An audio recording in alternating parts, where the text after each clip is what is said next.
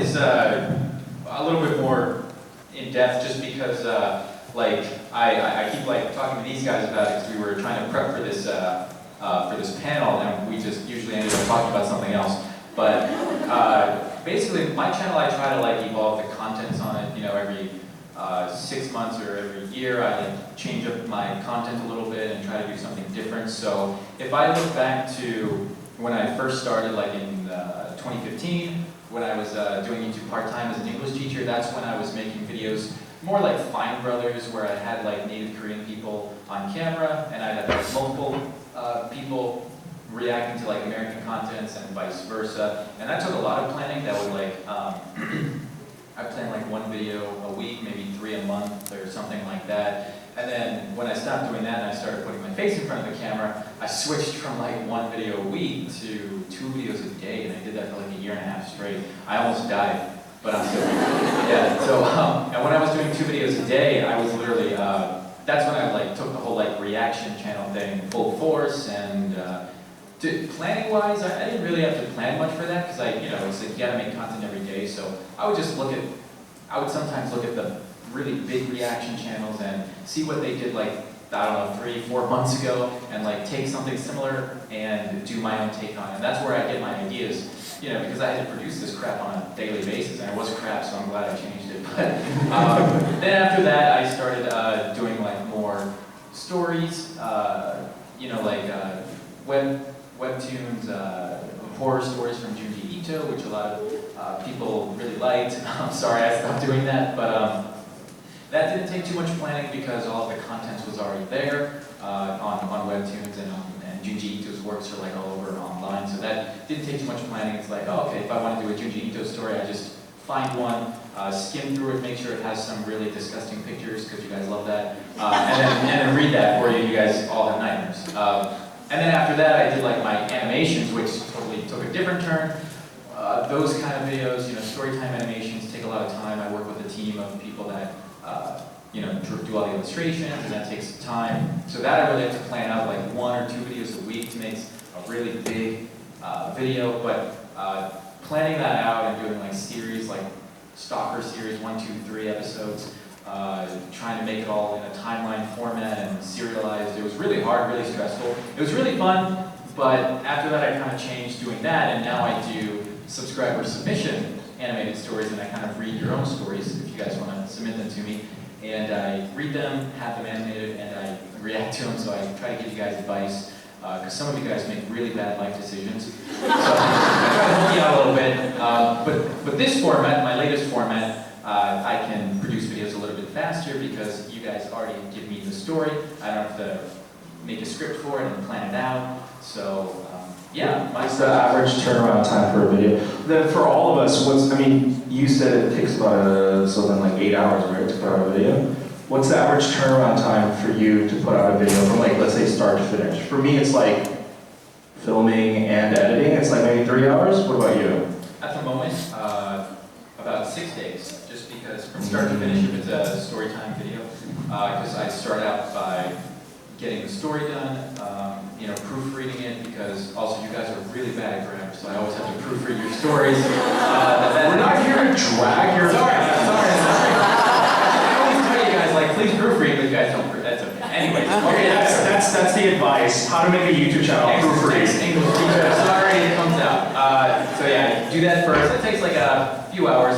Then once the story is ready, I send it over to the artists. I read it out loud with them on Discord, and I give them any advice, like, I think this part you should draw it like that, this part like that. They give me advice, like, hey, that'd be really funny if I draw this part like that, So we talk about that for an hour, have a little meeting, and then they get started, and that takes about 5 days. They upload like 15 to 20 pictures a day, and they upload it. I have like a file, Google Drive folder. I look at them, I take a look, make sure they're good, this matches the script, and then I put them in my editing, edit a little bit every day. And then after 5 days, all the panels are done. And the 6th day, I take that to just finish editing the whole thing and release it. Oh, super detailed. Yeah, so it's a process, But yeah, and right now I have like 3 or 4 different like artist teams working, so I can do like a video like Monday, Wednesday, Friday if I want. But right now, I'm just trying to manage 2 videos a week. But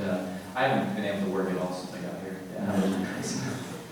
Well, I mean, we already answered the question, Terry.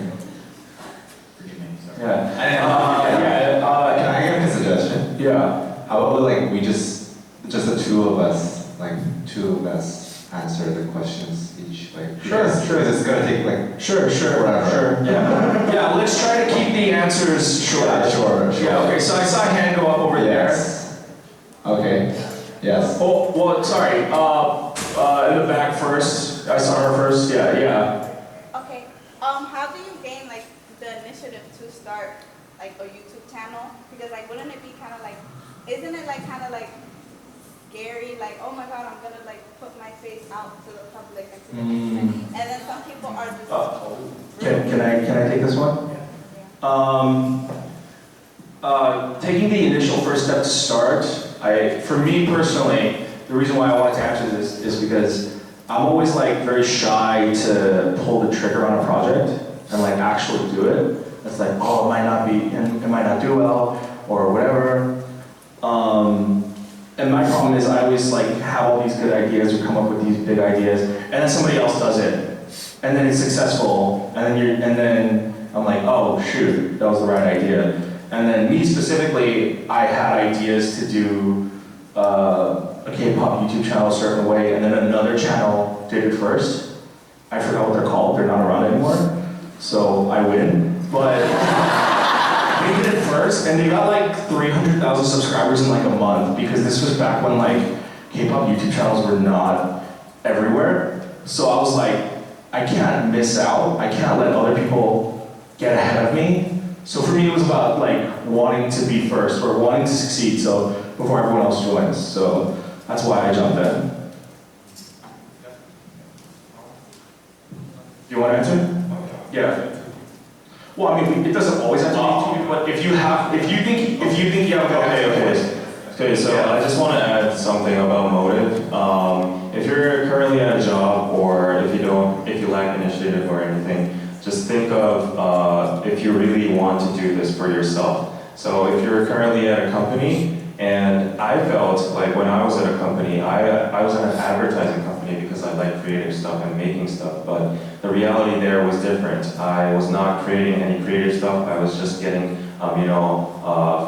swayed by the brands and all that stuff. So I wasn't doing anything creative, so I wanted to do something for myself, and I found that motive. And YouTube was just the perfect fit, the platform that I could really put out what I think or what I create. So like, if you are a very like expressive person, you want to put out your thoughts, and if you have your own motive on like what you want to like say to the world, I guess you should find that inside yourself and have a very strong emotion about it.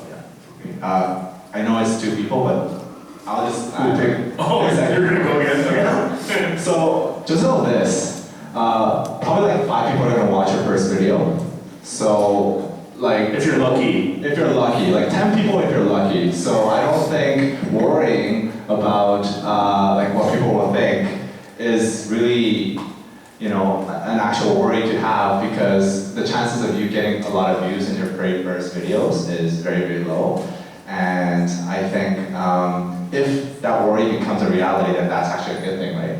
So don't worry about it. Just do it and see how it goes. Just don't put some weird stuff on. What? No, I'm just trying to keep it moving. Yeah, white hat with the crown. Oh, I have a crown? Okay. Hi guys. Okay, so I actually just started a YouTube channel like 2 weeks ago. Run. It's called Vegan 911, by the way. Shameless plug. Oh, she's like promoting. Okay. That's an issue right there.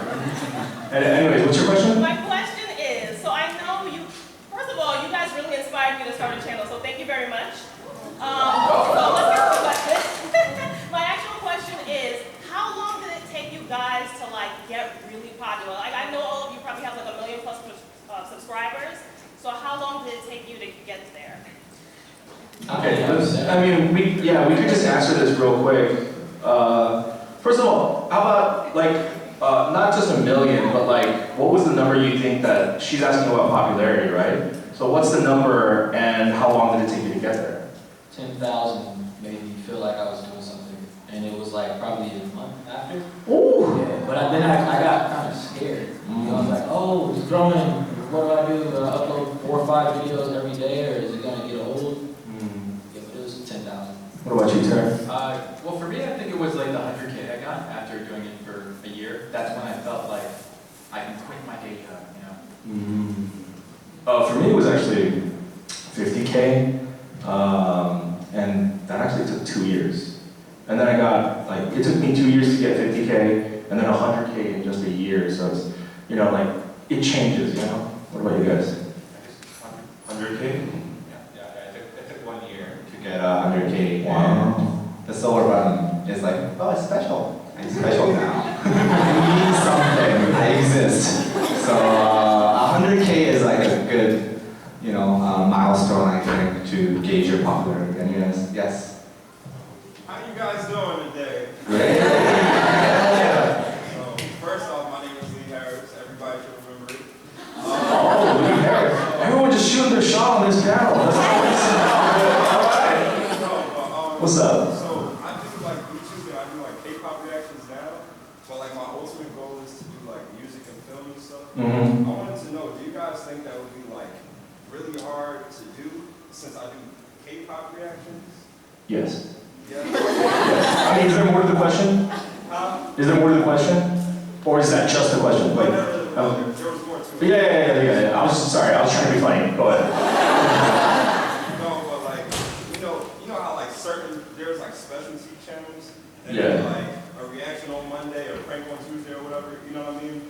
I wanted to know like, at how many subscribers do you think it would be fine to like change up your niche, if that makes sense?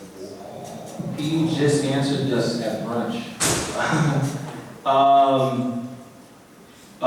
It's not at how many subscribers that you decide when you need to evolve your content, because Terry was talking about evolving his content. Yeah. It's when you look at your analytics. So like, we all grew, right? But you grow at a certain rate, and when you're getting popular or you're doing well, you're growing at like a really fast rate, right? It's when the rate slows down. When the rate slows down, it means like either this isn't trendy anymore, or people are kind of getting sick of it, or like it's getting, like the market's being saturated. So it's not about how many subscribers, it's like, first of all, once you find your niche and you start growing, you stick with it, you give them what they want. But it's like when you start to plateau. We talk about this literally all the time when we meet up. It's when you start to plateau and you feel like you're not growing as fast as you once were. Yeah. Yeah, just to follow up with that. So like, I mean, if your question is more like how to transition, right, to do other things you find passionate. I mean, first of all, it's really hard, you know. I know from firsthand experience because I do it like every year. But so I would say you need to have a fan base, you know. Like there's a very big difference between channels. I'm just going to mention Fine Bros because I mentioned them earlier. Between Fine Bros because I was making videos like that originally, and what I'm doing now, which is a lot more personal. Because you know, if your passion, if your dream job is to be a social media influencer, then you need to be able to influence people. And videos like that the Fine Bros make is just videos that people want to watch and then leave. Like, nobody wants to really click on Fine Bros Twitter or Instagram and follow them and like, Wow. you know, that and be a fan of. No offense. I'm just We saying. drag Fine Bros. You're not even here. Well, how many of you guys, like, nobody really, how many of you guys even, like, know what they look like, right? It's maybe a few people that, like, watch all their videos, but, you know, they're not the personality of their brand, you know, and that is their brand. Their brand is just the reaction. So if you want to be able to transition, you need to have your viewers actually, like, really like what you do, you know, because then they will follow you when you do transition to something else. And you're going to need that little push to get you started, because essentially you are starting over, you know, in a sense. So I think everyone will agree that what you're saying is you need to build a community first. definitely. Yeah. We saw a bunch of hands go up. Terry, you should pick next. All right. Also, let's try to answer quicker because there's a lot of hands. All right. Let's see. All around the room. Why am I not? Okay, you. Yes. Hi.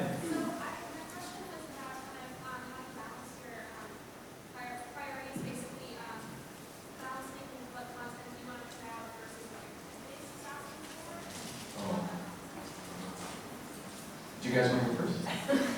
Well, whoever wants to answer. Do you guys want to answer?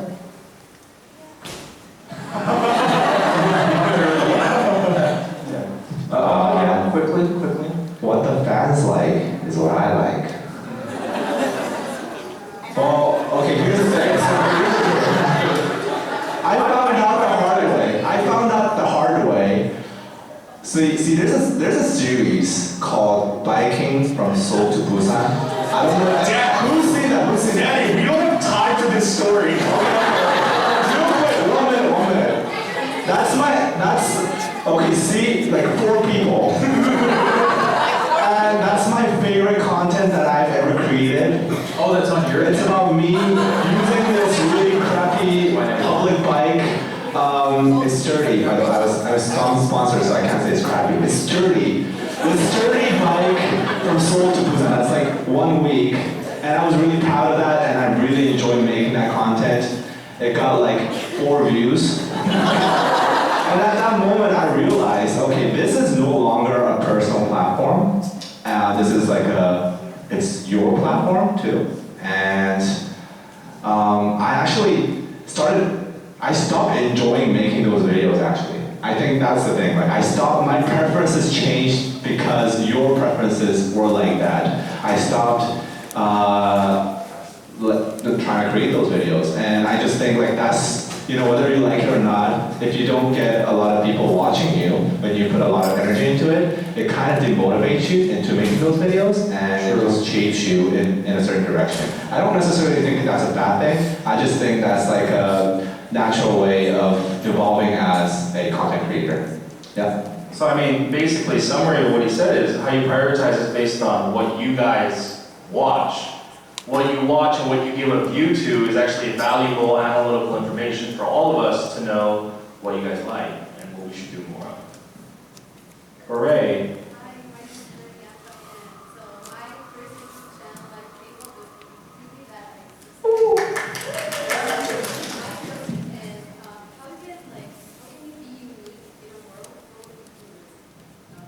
They did it first. You have to do it first. I mean, that's the only answer. Well, I think it's very simple. I hate to give this a simple answer, but just observe, just type on YouTube like what you want to do, like a similar genre you want to do, and then scroll through all the people, like see what they're doing, and compare all of them, and see what's like missing, or see what they're not doing. So try to find that insight, and I know it's very hard to find that insight, but the best way is to get reference from like totally different categories on YouTube, like very different. So what we got is like, for the Explain series, we were looking through K-pop, and we initially did K-pop reactions, and we were doing the same reactions as other people as well, and that's fine, but we wanted to differentiate, and we were looking through other like categories or other genres, and we found a channel named Genius, and that channel explains like, yeah, hip-hop or rap, lyrics and stuff, and that we thought, oh, that's genius, and no pun intended, but we thought that's genius, and we said, oh, this is not something I've seen in K-pop, so we just applied that to K-pop, and it worked very well. So you're saying you ripped off Genius? I mean, nothing is original with these days, so. Oh, that's okay. DK news can become from like PewDiePie news as well, so that's how we get ideas. I'm a flex real quick and name drop. So I used to work for Philip DeFranco, and one of the most important things that he taught me was, he said nothing is original on YouTube. It's like literally impossible to be original on YouTube. And if you want to do something, because I told him like, I originally went in as like a camera person, and then I got more connected to his producer. And when I said I wanted to like maybe produce something, he said, nothing's original. What you have to do is basically, obviously see what's popular, see what's trendy, but don't just make what everyone else is making, because then you're not going to be unique, right? It's like, what can you add to the conversation that no one else can? Yeah, so even if you're doing something that everyone else is doing, you have to make it your own. Like, what are you doing differently that no one else is, So, me specifically, it was like, you know, everyone was reacting to K-pop, but I was approaching it from like a filmmaking and analytical standpoint. They were approaching it from the insight of like actual Koreans. So yeah. Why did you guys pick? That lady in the pink, she was.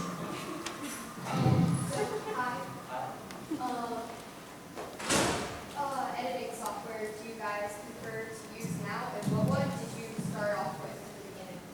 Okay, very easy question. Premiere Pro, Adobe Premiere. I used Final Cut for a while, but I wanted David to use Final Cut too, but he's very stubborn, so.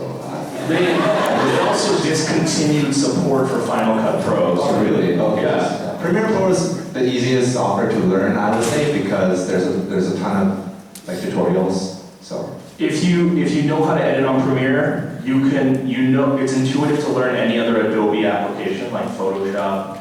In fact, if you know Photoshop, you can probably pick up Premiere really quickly. Controls are always similar. Yeah, I started with Final Cut Pro 7. Oh, I also started on Final Cut. Because like if any of you guys like go to art school or film school, a lot of them have Macs, so you kind of like have to use Final Cut software, which is great, easy to use. But you know, then when you graduate and you realize it's only available on Macs, and you have to buy a Mac, you're kind of screwed. So that's why I started using Premiere, and you know, I'm happy with it because you can use it on any platform, and it's pretty intuitive. So. It's industry standard. Exactly. Terry, why don't you pick? The next. All right. Who's got a question? I'll just say a little round. Oh man, this is all. Why do you make me do this? We're just taking turns.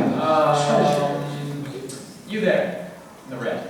Yes. Do YouTube income from third-party advertisements? If so, what do everyone uses ad blocker? Could you repeat that? I heard. YouTube income come from third-party advertisements, and if so, what if everybody uses ad blocker? I can tell you for sure, if you use AdBlock, your creator does not get that AdSense revenue because, first of all, someone has to actually watch your ad for them to get the AdSense revenue, and they get additional revenue if they click on the ad. So if you use AdBlock, the YouTuber doesn't get AdSense revenue. That's why they introduced YouTube Premium. Well, it was originally called YouTube Red. It was literally introduced as a counter to AdBlock because everyone was using AdBlock and YouTube was losing money. So if you use YouTube Red or YouTube Premium, even though you're not watching the ads, the view counts as advertisement. Yeah. Luckily, most of a lot of YouTubers, trendy YouTubers these days, their views come from mobile devices like your phone or tablets, which don't have any AdBlock software developed yet. So if anybody does like develop that, then we're actually screwed. Because right now, like I use AdBlock too, on my desktop. But how dare you?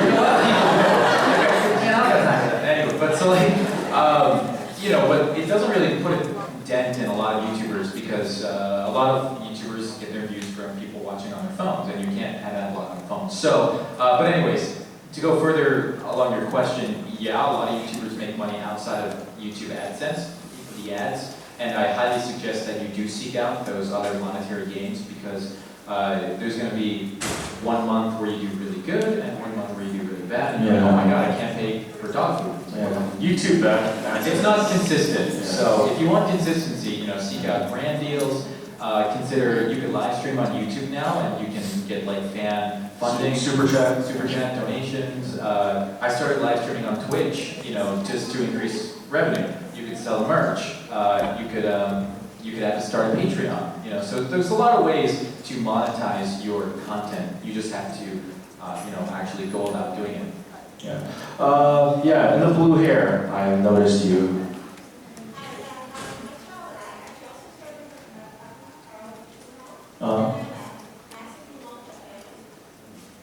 Nice. Pretty much. So that's not everyone. Who was that one person? Yeah. So, okay, go on. Yeah. Yes, you did your reaction, and you start the first time reaction, whatever you start, and all of a sudden there's something jumped, So only I can answer this, huh? Nobody reacts anymore. You gave me the answer to that, I think, when you said, Answer for me, what did I say? if there's something you don't like, don't upload it. Oh, well, also. That's why we don't have our native videos. Oh, man.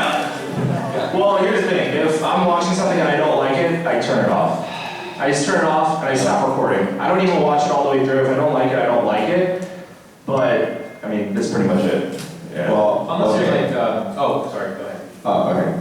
So we uploaded it regardless. What happened now? So we used to do that, like even if it was a negative reaction, we uploaded it. And actually, this is kind of like a very big milestone in my career.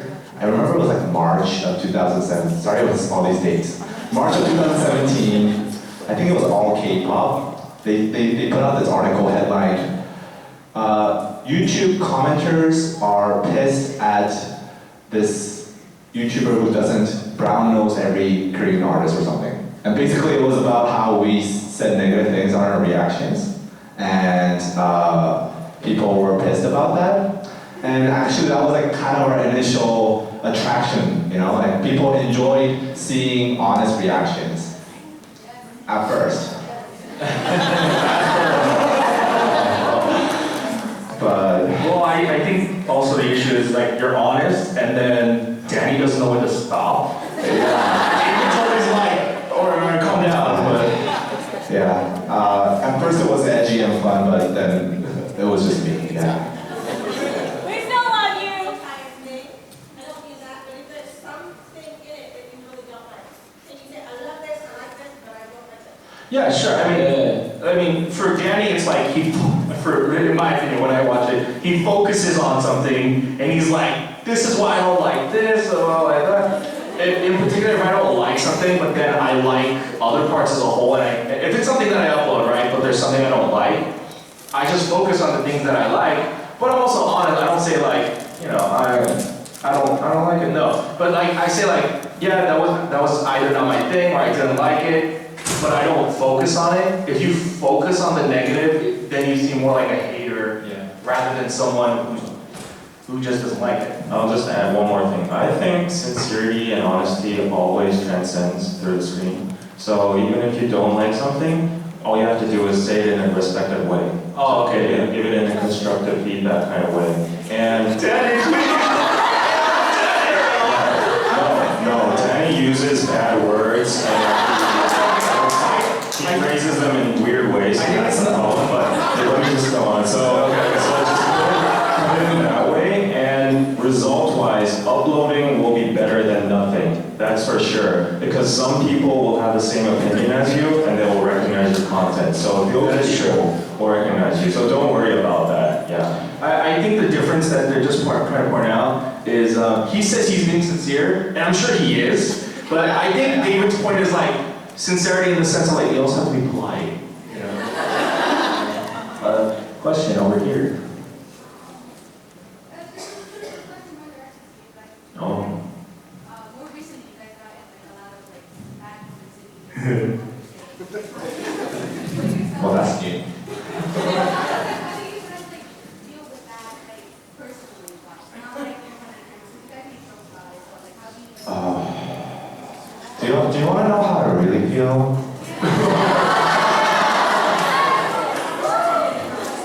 In 1 minute or less. Okay. So the time was. So I feel like, you know, I'm at a point where I'm pretty numb now. This is a good version. Okay.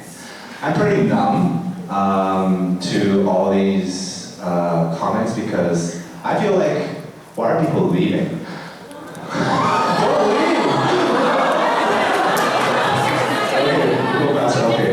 So anyway, I feel numb to it at this point because I've been just exposed to it for the past 3 years or so. So I don't, those comments don't really hurt me anymore. The comments that really do hurt me, I'm giving you ideas, is when they make up fake stuff. Like when they fabricate facts. And it's the worst Twitter, and it's like, oh, Daddy's something, something, something. Oh, I didn't know that. Oh, he's something, something, something. And then it just goes on and on and on. And it's like, by the end of the day, I'm some like cult, xenophobic person. Jesus, Yeah. But in just one word, my best advice is to just cut the cord. Just shut down all your social media, all your replies or comments and everything. Just be confident in your content and just don't get distracted by the hate. Yeah. Who's next? Lightning round. We're running short on time. Terry, why don't you pick? Yeah, gentleman back there with the panel badge. Yes, you. What do you think is missing in K-pop YouTube right now? Missing? Same thing that's always been missing. What's the same thing? Desi, what is it? More Lightning round. What? More honesty. More honesty? There's a lot of channels now. Yeah. No, there's a lot of channels, is what I'm saying. Like, as we started this panel, 35 K-pop reaction channels have started, and they're probably all views. And these are real stats, people. There's a lot. Yeah. No, because when I first started watching reactions or whatever, it was like super unfiltered. I was like cussing, talking how I talk like off camera. And then when I found out like I didn't know Dre existed or anybody else, or like that reaction channels were a thing, and I would go through them and it would feel like I was watching like robots or something, or like people were programmed, because it's like, I guess it's like a, what is it, a cloud thing or something like that? Yeah. It's just how it is. So yeah, honestly. Yeah. All right, lightning round. Let's answer faster. Girl in the far back over there. Yes. You, the one that just. What was the hardest part of like when you started your YouTube channel? Like, what was the hardest part of kind of like keeping your mindset positive before you got it? What was the hardest part of? Oh, okay. Money, pretty much. Because you have like a full-time job somewhere, right? So then all your free time job, you're doing YouTube. So you're sacrificing like either friends, social time, relationship life, family time, whatever. That's the hard part. Yeah. Next. We're gonna like blow through this. We got like 5 minutes. Okay. Yeah. For those of you who've done a video with an actual K-pop idol, whether it's Chungha or Holland, how does that kind of collaboration come about? Oh, I mean, you guys. Okay, so sometimes they call us, or we have a mediator handling things for us. So like we have a separate agency that's handling those things for us. Rarely do we like directly communicate with the label itself. It's usually this. If you become like, if a lot of people see your content enough, there will be businesses that will just contact you and On behalf of the artist. yeah. So and they will mediate the interviews for you. So just I guess the secret is just get more views. Next. Yeah. Next. Terry, next. Terry, pick. Come on, quicker. We got 5 minutes. Yes, go over there with your glasses. How do you keep motivation to like walk the a lot and like does it like end up when the timer's like I don't know uploading? Yeah. I think the luxury is that you can not upload that week. That's the one luxury, right? Yeah. You can not upload that week if you don't want to. I mean, like, since most of us are pretty frequent uploaders, like when I personally like take a few days off, it like hits me and I feel like, oh Yeah. crap, like I should upload. But then I think back on it, I'm like, well, you know what? I can afford to take a little bit of a break because I know I'm gonna get back to it. You know? So, yeah, that's the nice thing about being your own boss. Girl in front right here. How do you choose content when there's so much out there? Like so like DKs, like news, or like your podcast, or your stories that you how do you choose stuff? Because there's always things coming. How do you choose? How do you guys choose your topics and stuff like that? Oh, we just see like Twitter. Terry, how do you choose your stories? I try to choose the ones that like seem most appealing and like have like a lesson that you can learn from it. Like I don't want it to just be like my crush rejected me, that was it. You know, that's a little boring. So you know, something you can learn from and something that'll definitely like get people to click onto it because that's really important for YouTube Danny, videos. David, pick. Hello. Okay. So what tools would you recommend for people to use if they want to start a YouTube? People always, I always hear YouTubers say, just use your phone. I would never recommend for anybody to use their phone. Yeah. Unless you really have to, like try to get a camera and a decent laptop and stuff like that too. Any camera that. Okay, well, I can answer that. A Canon, no, not a Canon, it's a Lumix G7 is only like $500.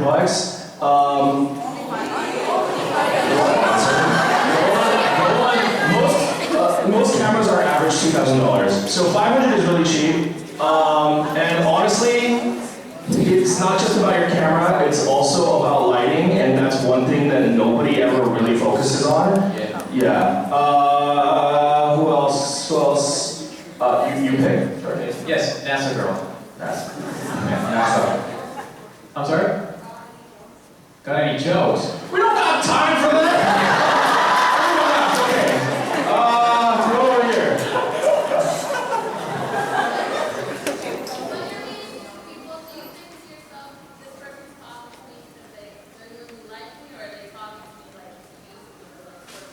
Absolutely. I worry about all that. I got paranoid. I got paranoid. Yeah, absolutely. Because it does happen. Yeah. Who's next?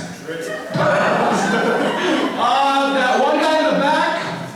I don't know who he is. What's your name, sir?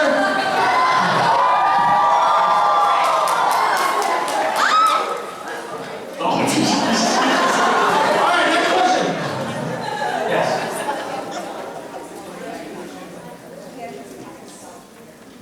No. What? There's a median practice. There's a median point when you're trying to grow. No, there's no time for self-care. But then when you get to a certain point, I think like we're like 100K or like above, and you have like a little kind of wiggle room to not like go crazy, then yeah. But one of the common misconceptions of YouTubers is that they have a lot of free time. Actually, we have less free time, I think. Yeah. I mean, we have the ability to Set our own schedule. yeah, go on vacation if we want, but that will tremendously affect our channel. Yeah, So it comes at a price. Yeah. 2 minutes. On the right, yes. Hello. Hi. Okay, so what do you recommend is a good like computer, camera, lighting, all of those? Go on Amazon, get a $90 ring light, go on Opera, get a used Canon GX7, and get it popping. Go to Walmart, get a $300 laptop. I think an important piece of advice, you don't need a MacBook, or a Mac or an Apple, anything to get started. They're overpriced, it's a brand pricing, so you can get a Windows laptop, Windows computer for a good price, custom specs. So, and you can make payments. You can make payments on it. Yeah, if you're an adult. Yeah. Next, we got 2 minutes. Over there. There's like 3 people. Yes, you with the. Yeah, you. Yes. Terry, how's Max? Yeah. He's good. Yeah, in that picture you can see him. He looks a little thick there, but. Okay, now we're to YouTube. Who's next? Okay. We got 1 minute. Anyone else? Let's see. Over there on the right. Yeah. Hey, you. Wait. That was my turn. Hold on, wait. It's Terry's turn. We'll get to you. Yeah. Yes, you. What was that?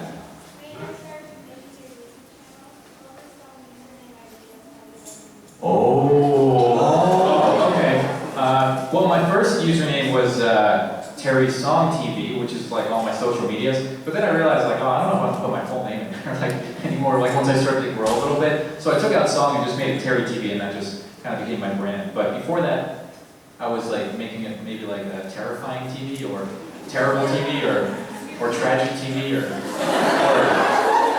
Trout TV. I don't know. Yeah, and never mind. Too bad I didn't know what that's. Mine was always form of therapy. Even before I did YouTube, that was like my production channel name. So yeah, I mean, for me, it's like really personal. So it was always gonna be that. Right? I asked a friend, what's a good channel name? They said Tiki TV because it's like Daddy Kim, David Kim. I said, okay, whatever. And no one's gonna watch this anyway. And last question? Yeah, last question. We gotta wrap this up. How has your career impacted your social life? Oh God. Very badly. I don't have one. Yeah, it's give and take. You're gonna make social life as a social media influencer. You're gonna make powerful friends here and there that is good for your business. Hopefully, you can develop real, actual friendships with them, like we've hopefully done. Yeah, but I mean, we only see each other once a year, so That's true. But no, hopefully you can make real relationships and do your job at the same time. But it does take a toll on your personal relationships because you do transition into a personality. So yeah, it's give and take. So we're out of time. Dre's panel is next. So yeah, thank you guys for coming out. Thank you. See you guys on YouTube.